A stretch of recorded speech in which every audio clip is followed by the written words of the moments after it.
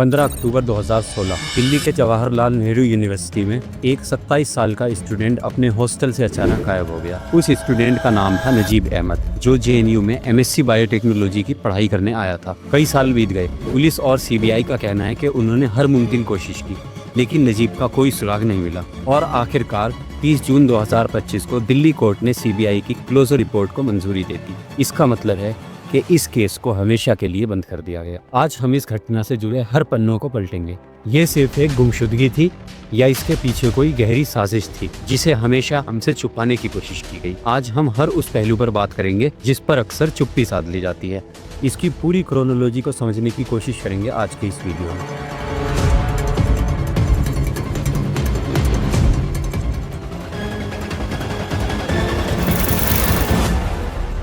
उत्तर प्रदेश के बदायूं में middle class family में नजीब 4 बहन भाइयों में सबसे बड़ा था। इनके पिता जो एक कारपेंटर थे, एक एक्सीडेंट में इंजर्ड हो गए थे, इसलिए घर के लिए कोई रेगुलर सोर्स ऑफ इनकम मौजूद नहीं था। नजीब ने प्राइवेट कॉलेज से अपनी ग्रेजुएशन कंप्लीट की। इसके बाद नजीब ने एमएससी बायोटेक्नोलॉजी के लिए 4 यूनिवर्सिटी एग्जाम्स क्रैक किए, जामिया मिल्लिया, जामिया हमदर्द, जेएनयू और एमयू। नजीब ने इनमें से जेएनयू को चुना, लेकिन उसे पता नहीं था कि आगे क्या कुछ होने वाला है। जेएनयू के लिए निकलते वक्त नजीब ने अपनी अम्मी से कहा था, अब सब कुछ ठीक हो जाएगा, मुझे जल्द ही नौकरी मिल जाएगी। 14 अक्टूबर 2016 की रात कुछ एबीवीपी मेंबर्स माही मंडवी हॉस्टल के रूम नंबर 106 को नॉक करते हैं। ये कमरा था नजीब और उसके रूममेट कासिम का। एबीवीपी यानी अखिल भारतीय विद्यार्थी परिषद आरएसएस की स्टूडेंट विंग है, जिसका अच्छा खासा रिलेशन है बीजेपी के साथ। होम मिनिस्टर अमित शाह तो खुद को एबीवीपी का ऑर्गेनिक प्रोडक्ट बताते हैं। एबीवीपी के मेंबर्स हॉस्टल इलेक्शंस के लिए वोट मांगने आए थे। उनके बीच क्या बातचीत हुई इसकी कोई खास जानकारी मौजूद नहीं है, लेकिन इसी बीच वो 9 एबीवीपी मेंबर्स नजीब अहमद के साथ मारपीट शुरू कर देते हैं। द प्रिंट की रिपोर्ट के हवाले से पता चलता है कि उसी हॉस्टल का एक स्टूडेंट जिसने ये घटना अपनी आंखों से देखी थी, उसका नाम था राम नागा। राम नागा ने बताया कि एबीवीपी के मेंबर्स नजीब को बुरी तरह से पीट रहे थे और जब राम नागा और दूसरे स्टूडेंट्स ने बीच बचाव करने की कोशिश की तो वो भी इंजर्ड हो गए। जेएनयू के उस वक्त के चीफ प्रॉक्टर एपी डिमरी ने वाइस चांसलर से पुलिस कंप्लेंट फाइल करने को भी कहा था, लेकिन डिमरी के अनुसार वीसी ने उनकी बात सुनने से इनकार कर दिया। उस रात नजीब ने अपनी मां फातिमा नफीस को फोन पर इस बारे में बताया था।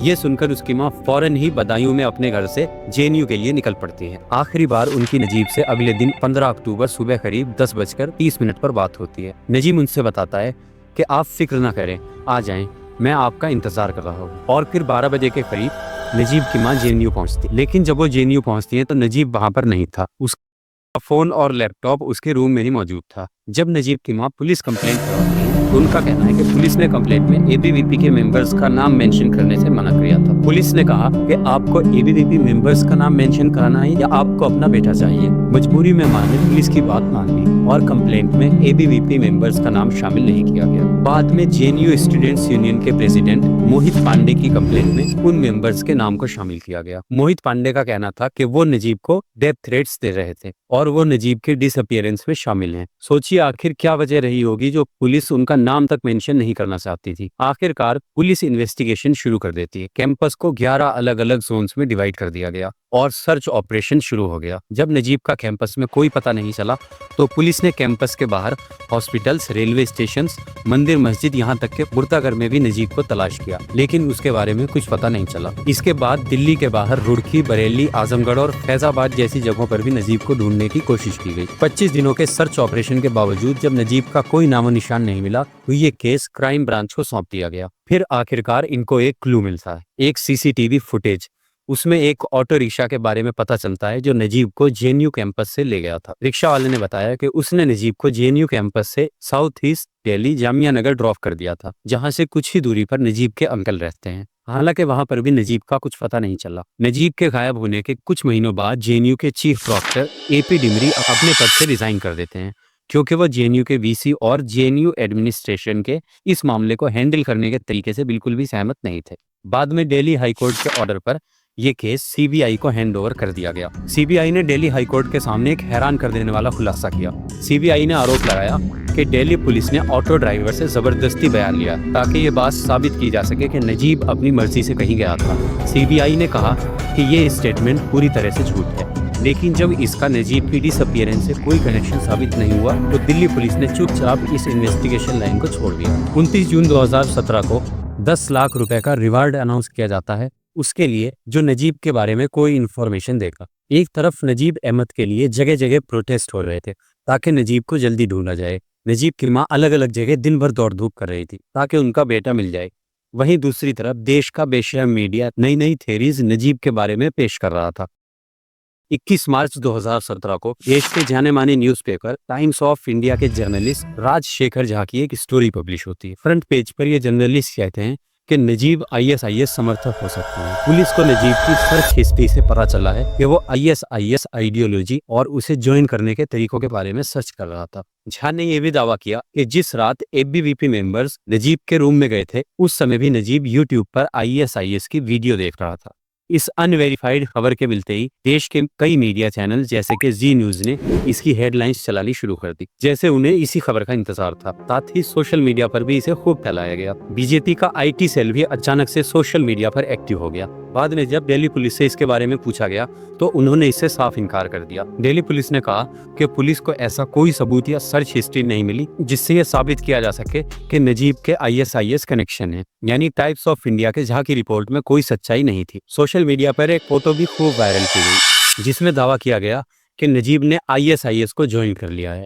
लेकिन थोड़ी रिसर्च करने से पता चलता है कि ये फोटो नजीब के गायब होने से 1 साल पहले 2015 का है, जबकि नजीब गायब हुआ था 2016। एक ट्विटर यूजर कविता कृष्णन ने 22 मार्च को शेखर झा पर फेक न्यूज को लेकर सवाल भी उठाए थे, जबकि झा खुद को डिफेंड करने की कोशिश कर रहे थे। राजशेखर झा ट्विटर पर लिखते हैं कि अगर पुलिस को नजीब की गूगल सर्च हिस्ट्री नहीं मिली तो कैसे कहा जा सकता है कि नजीब ने ऐसा किया या नहीं किया। यानी यहाँ पर तुक्के लगाए जा रहे हैं। टाइम्स ऑफ इंडिया में एक पढ़ा लिखा जर्नलिस्ट ऐसी इलॉजिकल बात करता है। आप खुद सोच कर देखिए कि क्या कोई सेंस बनता है इस बात का। क्या हम ये कह सकते हैं कि राजशेखर झा आईएसआईएस को ज्वाइन करना चाहता है क्योंकि अभी तक उसकी गूगल सर्च हिस्ट्री नहीं देखी गई है। हो सकता है उसने आईएसआईएस ज्वाइन करने के तरीकों के बारे में सर्च किया होगा। ऐसी बातें कोई बेवकूफ ही कर सकता है जिसमें जरा भी समझ नहीं हो। अब बात करते हैं इस पूरे केस में जेएनयू एडमिनिस्ट्रेशन का क्या रोल रहा। नजीब के गायब होने के कुछ दिन बाद एडमिनिस्ट्रेशन एक 25 पॉइंट्स बुलेटिन भी इशू करता है, लेकिन इस बुलेटिन में कहीं भी गायब होने से एक रात पहले नजीब पर एबीवीपी के हमलों का कोई जिक्र नहीं था। जेएनयू टीचर्स एसोसिएशन इसे पक्षपात बताता है और इसके सेलेक्टिवली ओमिटिंग को भी क्रिटिसाइज करता है। जून 2017 में जेएनयू स्टूडेंट्स यूनियन ने कहा कि 2 जेएनयू एसयू मेंबर्स और 2 दूसरे स्टूडेंट्स जिनमें उमर खालिद भी शामिल थे, एडमिनिस्ट्रेशन उन्हें फॉरेन हॉस्टल ट्रांसफर इशू कर देता है और साथ में सभी पर 20-20 हजार रुपए का जुर्माना भी लगाया जाता है। और इसकी वजह थी कि ये स्टूडेंट्स नजीब के लिए इंसाफ की मांग कर रहे थे। वहीं दूसरी तरफ नजीब पर हमला करने वालों का सिर्फ हॉस्टल ट्रांसफर किया जाता है। सीबीआई ने एबीवीपी के जो 9 एक्यूज्ड मेंबर्स थे उनके mobile phone forensic science laboratory Chandigarh भेज दिए, लेकिन उनमें कोई खास इंफॉर्मेशन नहीं मिली। आपको जानकर शायद हैरानी होगी कि 9 फोन्स में से सिर्फ 6 फोन का ही डेटा एक्सट्रैक्ट किया गया था। बाकी 3 फोन को एनालाइज नहीं किया जा सका क्योंकि उनमें पैटर्न लॉक था। जी हाँ, सही सुना आपने, उनमें पैटर्न लॉक था। आप अंदाजा लगा सकते हैं कि कितनी जिम्मेदारी से इस पूरे मामले की जांच की जा रही होगी।